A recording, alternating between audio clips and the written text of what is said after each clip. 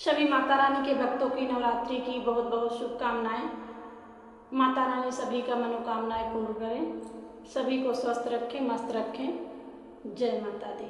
बहुत ही सुंदर देवी जी का पचरा गीत लेकर के आई हूँ आप लोगों के बीच। कैसा लगा कमेंट करके बताना, हमारे चैनल को भी अपना प्यार आशीर्वाद देना। जय माता दी। लगत नवरात मैया आईली भवनवा हो, मालिनिया ऊ है नाय, हो मालिनिया ऊ है नाय। माई के रची रची सजावे हो, मालिनिया ऊ है नाय। माई के रची रची सजावे हो, मालिनिया ऊ है नाय। पहिले पहिनावे माई के पीली पीली सड़िया हो, कि सिर ऊपर ना ओढ़ावे लाल की चुनरिया हो, कि सिर ऊपर ना ओढ़ावे लाल की चुनरिया हो, कि सिरवा ऊपर ना। लगत नवरात्र मैया आईली भवनवा हो, मालिनिया ऊ है नाय। माई के रची रची सजावे हो, मालिनिया ऊ है नाय।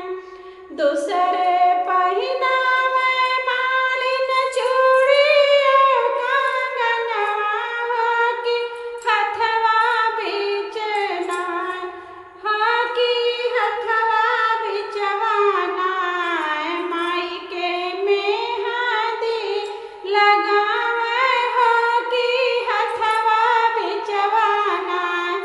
माई के मेहंदी लगावे हो, कि हथवा बीचवा नाय। तीसरे पहिनावे मालिन टिकुली नाथुनिया हो, कि मंगिया बिचवा नाय, हो कि मंगिया बिचवा नाय। लाल सिंदूरा लगावे हो, कि मंगिया बिचवा नाय। लाल सिंदूरा लगावे हो, कि मंगिया बिचवा नाय।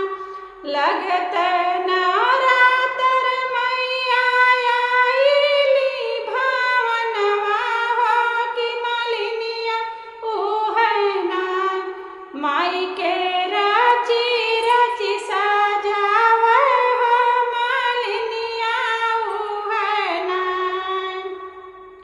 चौथे पहिनावे मालिन पावे पायजनिया हो, कि अड़िया मन के नाय, हो कि अड़िया मन के नाय। माई के महावारी लगावे हो, कि अड़िया बिचवा नाय।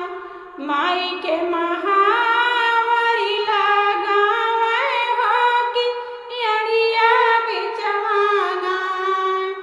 पचवे चढ़ावे मालिन हलवा और पुड़िया हो, कि सारी रतिया नाय, हो कि सारी रतिया नाय। माई के चरण दबावे हो, कि सारी रतिया नाय।